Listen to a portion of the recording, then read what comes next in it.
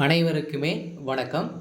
சற்று முன் கிடைத்திருக்கக்கூடிய ஒரு மிக மிக முக்கியமான செய்தி ஒன்று வெளியாகியுள்ளது. சற்று முன் முதல்வர் ஸ்டாலின் சிறையில் அடைப்பு.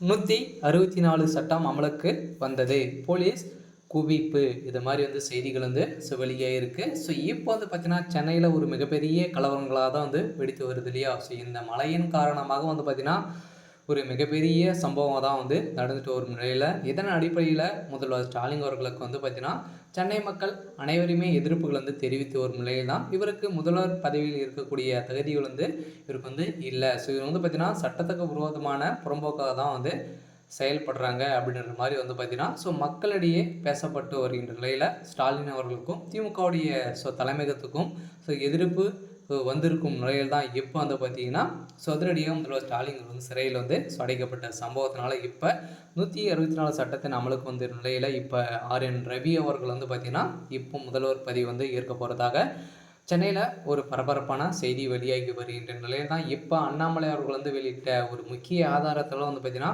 இப்போ திமுகவுடைய ஒட்டுமொத்த தலைமையகம் கதி கலைங்க போய் தான் இருக்காங்க. ஸோ இதன் அடிப்படையில் தான் முதல்வர் ஸ்டாலின் அவர்கள் சிறையில் அடைக்கப்பட்டதாக செய்தி வெளியாக இருக்குது.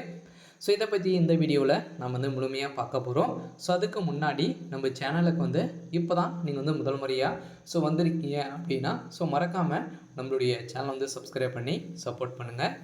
ஸோ வாங்க வீடியோக்குள்ளே போகலாம். பார்த்தீங்கன்னா முதல்வர் ஸ்டாலின் அவர்களுக்கு பார்த்தீங்கன்னா இப்போ பார்த்தீங்கன்னா ஒரு 3-4 நாட்களாகவே பார்த்தீங்கன்னா பெரும் சென்னையிலும் தமிழகம் முழுவதுமே பெரும் கனமழை பெய்து ஒரு நிலையில் இந்த கனமழையின் காரணமாக பார்த்தீங்கன்னா எங்கேயுமே பார்வையிடாத ஸ்டாலின் அவர்களுக்கு பார்த்தீங்கன்னா சென்னை மக்கள் அங்கங்கு அடித்து செல்லப்பட்ட சம்பவம் பெரும் இது வரைக்குமே ஒரு 250க்கும் மேற்பட்ட உயிர்கள் பறிப்போன நிலையில் தான் இப்போ முதல்வர் ஸ்டாலின் அவருடைய ஆட்சிக்கு மிக பெரிய எதிர்ப்பாக தான் வந்திருக்கு.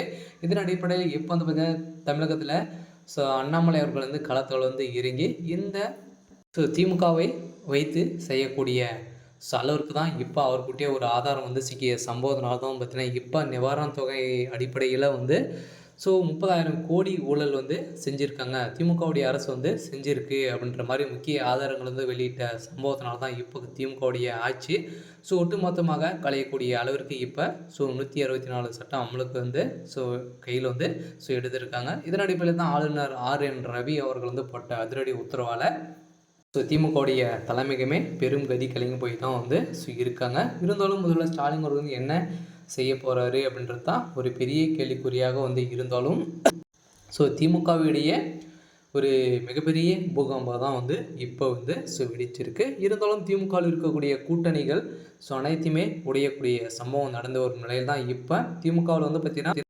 மேக்சிமம் பார்த்தீங்கன்னா ஒரு 12 எம்எல்ஏக்காவோட ஸ்டாலின் அவர்களை சேர்த்து இருக்கணும்.